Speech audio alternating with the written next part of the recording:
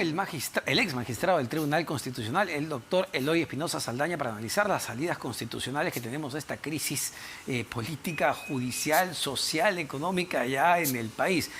¿Cómo está, doctor Eloy Espinosa Saldaña? Muy buenas noches. Muy buenas noches, Omar. Acá con un gusto. Me he venido con la silla de ruedas y con el oxígeno, pero creo que la importancia del tema que me planteas ameritaba y siempre es un gusto estar en tu programa. Y le agradecemos además esta deferencia que ha tenido con nosotros de poder asistir, pero siempre es importante tener la opinión de, digamos, doctores y magistrados de su reputación. Y quería empezar no tanto con un tema constitucional, penal, legal, sino con lo que hemos visto a nivel también de imágenes que tienen que ver finalmente con las instituciones, que son importantes. Es decir, esta imagen del presidente pidiéndole a dos policías que le aten los zapatos, más allá de los memes que genera, de las bromas que puede generar, sí preocupa porque uno siente que se están socavando ya desde hace algún tiempo diversas instituciones en el país. No creo que lo que ha ocurrido sea una buena señal en temas institucionales, porque algo de esto decía el general Jordán, la proyección que da es como que estamos subordinando a una institución que tiene roles y que tiene que ser respetada en esos roles. Entonces, un policía no se forma para amarrarle los zapatos a nadie. Se forma para asegurar que haya un orden público, se forma para evitar que haya una progresividad de la criminalidad. Entonces es subordinar a alguien, es ponerlo en una situación que no le corresponde y que creo que no le hace un buen favor al presidente, porque si la idea era dar una demostración de poder, creo que por lo que he visto en los cables, la reacción ha sido adversa. No ha sido una reacción favorable. Y ahora, yendo ya al tema constitucional, sí me gustaría saber su opinión sobre las investigaciones en torno al presidente. Ya ayer la fiscal de la Nación, Patricia Benavides, le abrió una sexta investigación. Y hay la séptima que se está viendo del plagio, que no, al haber sido hecho esto antes de ser presidente, sí. Entonces ya en realidad tiene 7 investigaciones.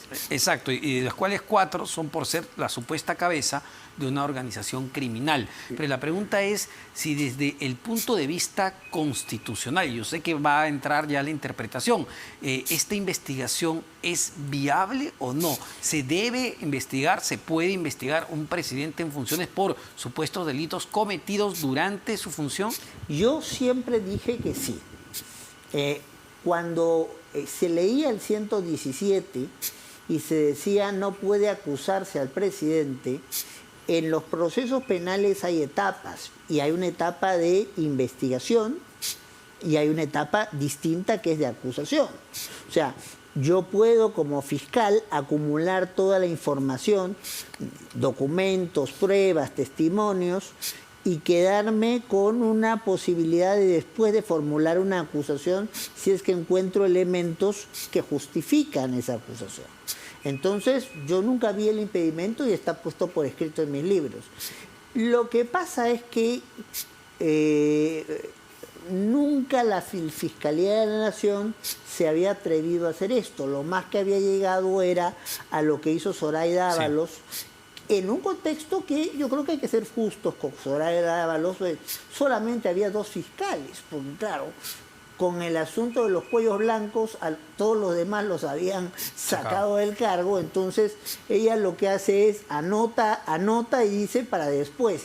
La situación de Pablo Sánchez es distinta, Omar, porque ya había una convocatoria, un concurso para fiscales supremos hecho por la Junta Nacional de Justicia. O sea, él sabía que iba a tener un escenario completo y sabía por eso que él tiene problemas de salud que todos conocemos, que alguien iba a poder asumir esa gestión, y le ha tocado pues a la doctora Benavides hacerlo, ¿no? Entonces yo sí creo que es correcto que se investigue. Y creo que, ¿y por qué? Porque 5 años o 4 años son mucho tiempo, Omar. Sí, claro. Entonces, si ahora mismo estamos discutiendo porque entré en las cámaras de Palacio de Gobierno para ver si hubo un encubrimiento personal en la salida de la sobrina hija del presidente, y eso ha pasado hace 2 días, imagínate qué cantidad de cosas pueden desaparecer o distorsionarse en 4 o 5 años. Exacto, y sobre ese punto, dado que lo menciona, doctor, la Fiscalía está pidiendo las cámaras. La Fiscalía quiere saber si en Palacio de Gobierno se protegió y se encubrió a Jennifer Paredes, porque la información que tenía la policía, este equipo especial, era que Jennifer Paredes sí estaba en la residencia de Palacio de Gobierno. Pero se piden las cámaras, y lo que ha dicho tanto el abogado del presidente, el doctor Benny Espinosa, como el ministro de Justicia, Félix Chero, es que ese es un capricho y que no van a entregar nada.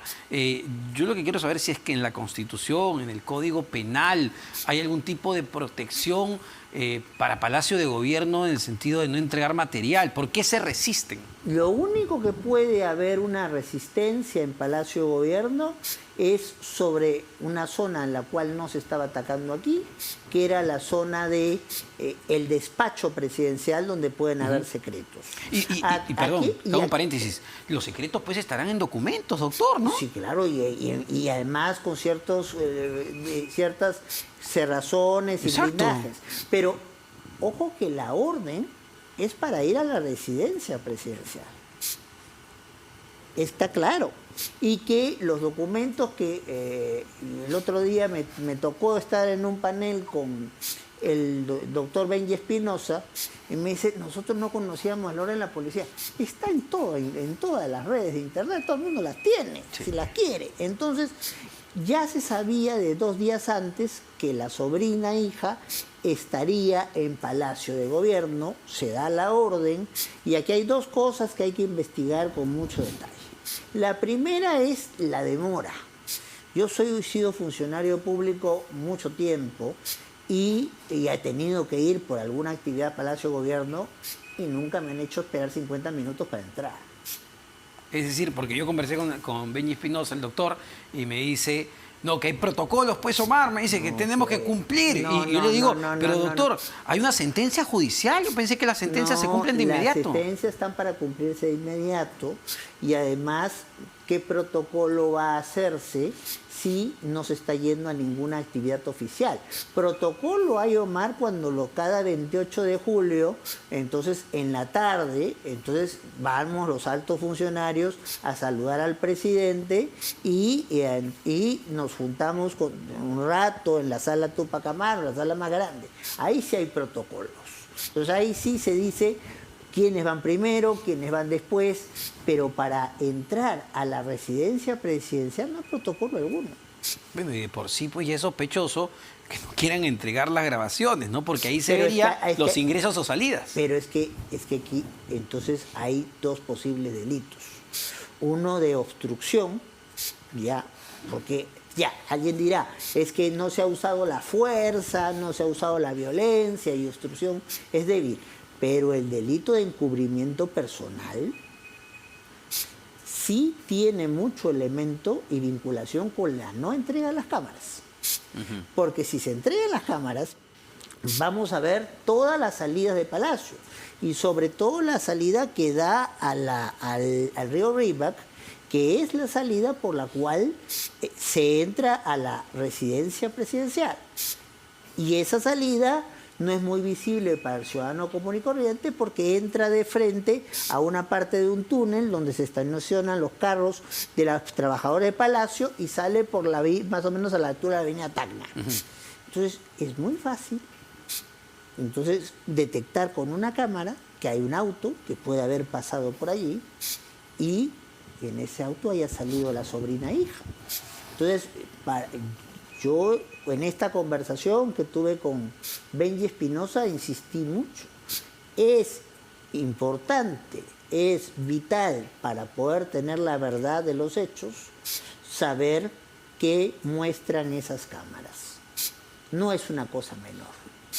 No es una cosa menor. Y además, perdóneme que le interrumpa ahí, además ya el presidente de la República tiene abierta una investigación por encubrimiento en el caso pues de la salida de Mariano González del Ministerio del Interior. Exactamente. ¿No? Y también se le investiga en ese caso por ser la cabeza de una organización criminal junto a un personaje clave Beder Camacho, subsecretario de Palacio, que también estuvo ese día que fue la policía con el Ministerio Público. Y que fue el que estuvo haciendo la principal resistencia para el ingreso del Ministerio Público. Así es. O sea, yo no quiero ser suspicaz, pero hay elementos que nos llevan a pedir que las cosas se aclaren para poder saber y no especular. Entonces, y el que nada debe, nada teme. Pues entonces yo sí creo que debería la Fiscalía insistir en la entrega de las cámaras y si no, coordinado con el juez Checkley, aplicar los apremios de ley que existen para este tipo de situaciones. Puede darse el caso que ha pasado, que digan, no, bueno, justo entre esa hora y esa hora, la cámara no funcionó, no tenemos la grabación. Bueno, pero eso también determina responsabilidades, porque supuestamente estás protegiendo la casa del presidente de la República y no vas a tener malogradas las cámaras precisamente de las casas del primer funcionario de la nación. Entonces, si a alguien le van a querer tirar ese bulto encima, entonces van a tener que compensarlo muy bien de alguna otra manera, porque eso generaría responsabilidad administrativa y hasta penal. Ahora, doctor, a ver, con todo lo que vamos viendo, el Premier dice son dichos, no hay nada demostrado, pero vamos viendo una serie de indicios, cada uno más fuerte que el otro. Es decir, no es normal que te encuentres $20.000 en un baño de Palacio de Gobierno, no es normal que la sobrina gestione obras en un distrito en Cajamarca, no es normal que los hermanos mototaxistas de la primera dama depositen 90.000 soles en las cuentas de empresarios que visitan Palacio de Gobierno, una serie de hechos preocupantes. Pero, ¿hasta cuánto va a poder avanzar desde el punto de vista legal la fiscal de la Nación? En realidad, aquí hay que distinguir planos entre las situaciones que son delitos y las situaciones que son infracciones a la Constitución. En los delitos, lamentablemente, en principio, solo para los 4 que están previstos en el artículo 117. Hay quienes quieren hacer una interpretación sistemática entre lo que está previsto en el ordenamiento peruano con algunos tratados de lucha contra la corrupción para poder que la Fiscalía, si tiene casos de corrupción, los lleve de frente a la Corte Suprema saltándose al Congreso. Eso es peligroso, porque siempre en todos los países quienes han sacado del cargo a un presidente no son los jueces, sino los congresos. Y porque las salidas políticas suelen ser salidas más rápidas que las salidas jurídicas. Y claro, lo hacemos ahora con la mejor buena fe, pero mañana pasado yo capturo la Junta Nacional de Justicia y nombro a todos los fiscales y los jueces que yo quiero y me voy del gobierno, pero al próximo presidente lo tengo hackeado. Es decir, abriría la puerta para, digamos, algo mucho más peligroso en el futuro. Ya no pensando, pues ya en el gobierno de Pedro Castillo y todas sus investigaciones, sino en el futuro cualquier cosa podría pasar. Como ha ocurrido cuando en el 2000, en vez de darle la vacancia a Fujimori por haberse ido del país fuera del destino que se planteó, o aceptarle la renuncia, se dijo incapacidad moral, y hasta ahora no tenemos una definición de lo que es incapacidad moral, cuando eso en el 1839 se incluyó para incapacidad mental, presidente López. Entonces, y no la tenemos, perdón que haga ahí el paréntesis, porque no se quiere tampoco, ¿no? Porque claro, si tuviésemos un Congreso que le interesaría definir efectivamente qué es incapacidad moral permanente, se definiría, pero no se hace. Bueno, pero y además hay que reconocer, no fue mi caso, ahí está mi voto, algunos de mis compañeros en el tribunal que conformé no quisieron hacerlo. Así es. Entonces, así es. Pero ahí está mi voto planteado como esto sí se podía tocar y se debe tocar porque no debemos, Omar, y a tu importante audiencia, no debemos dejar puntos sueltos para que se pueda ejercer el poder sin el control del poder. Y para ambos casos, ¿no, doctora? Ya haciendo un poco de antecedente, ni para el cierre del Congreso, que también es verdad, el TC, donde usted estaba, le dio la razón de alguna manera a Martín Vizcarra y dijo que sí fue constitucional su cierre porque se había interpretado la negativa, pero ambas figuras deberían quedar muy explícitas porque hablamos de armas muy poderosas. Bueno, de eso se intentó, pero no se pudo trabajar, no hubo voluntad. Es que hubo todo un problema con este Congreso de estadía corta, que se inventó una cuarta legislatura que tuvimos que declarar inconstitucional. Y se quería hacer todo y corriendo cuando ese era el momento para delimitar, porque también, mira Omar, tú no puedes tener presidente de la República, Omar Mariluz, envía una propuesta, entonces a través de su presidente del Consejo de Ministros, para que hace cuestión de confianza. Y si no le pones algún requisito, la propuesta puede estar 1 año, 2 años, puede ser como salir una plantita ahí en pasos perdidos. No pues. Entonces, en la mayoría de los países se entiende que cuando ha pasado un plazo razonable o cuando lo que yo estaba pidiendo se actúa de manera contraria, es una denegatoria de esa cuestión de confianza. Y por eso es que mayoritariamente resolvimos como resolvimos. O sea, Vizcarra estaba pidiendo no apropiarse de la elección de magistrados, sino cambiar el procedimiento. Entonces, la Constitución dice que lo que plantea el presidente tiene que discutirse antes. Allí debieron escuchar el pedido de cuestión de orden que hizo la entonces congresista Indira Wilca. Se hubieran puesto a discutir eso, lo aprobaban o lo desaprobaban y la cosa hubiera seguido sin problemas y seguían siendo congresistas. Pero se pusieron tercos y entonces el presidente dice, aquí me están rechazando la cuestión de confianza, ya la rechazaron al gabinete Zavala por el asunto de la ministra Martens y 1 más 1 son 2 y viene la disolución. Entonces, por eso es que yo estoy de acuerdo contigo, hay que ser cuidadoso con estas cosas, pero no solo en lo técnico, sino también en la calidad del compromiso político que se asume.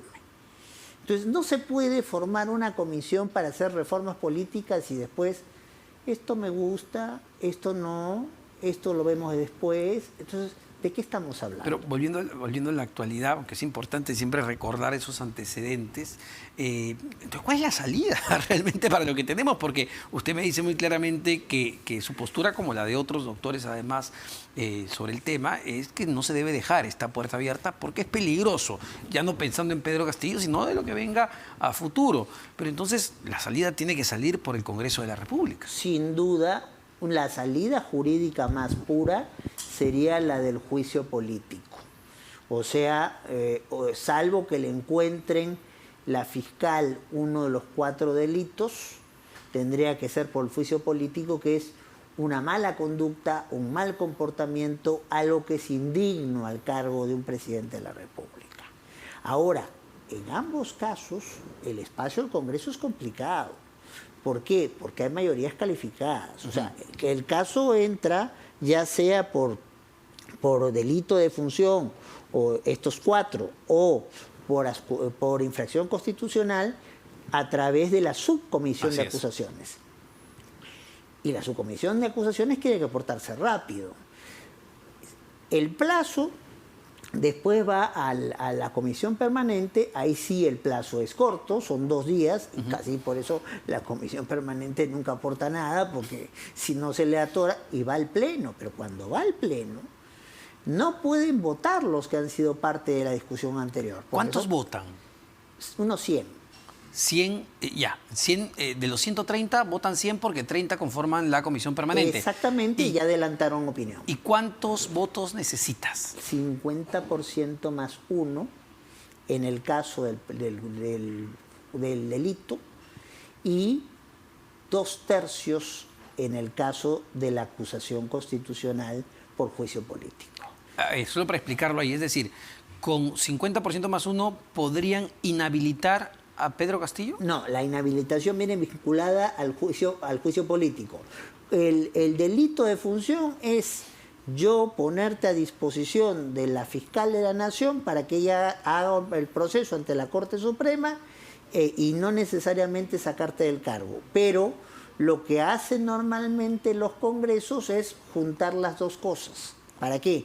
Para evitar que tú permanezcas en el cargo mientras se te está juzgando por el delito que fuera. Sí, claro, solo que creo que el quid del asunto está en la votación, ¿no? Porque Así es. llegar al 50+1 va a ser, me parece, lo más sencillo, pero llegar a los 2/3 es lo complicado. Volvemos a la misma figura de la vacancia. Exactamente. O sea, en estas cosas se resuelve con votos. Por eso, con el 50+1, ¿qué pueden hacer? El 50+1 lo que pueden es abrirle un proceso por los delitos que estén implicados, los del 117, y no necesariamente sacarlo del cargo. Es decir, sigue siendo presidente. Así es. Solamente podría dejar de ser presidente si se logra los 2/3 de esos 100 votos, Y ahí que son 66. vienen 3 posibles sanciones, una que es suspensión, que realmente sería innecesaria, la destitución y otra que es la más grave, la inhabilitación. O sea, no poder ejercer cargo público en un plazo que puede ser hasta de 10 años. Perfecto, doctor. Muchísimas gracias, como siempre, por atender nuestro llamado. Encantado. Es un placer. No, muchísimas gracias. El doctor Eloy Espinosa Saldaña, ex magistrado del Tribunal Constitucional. Vamos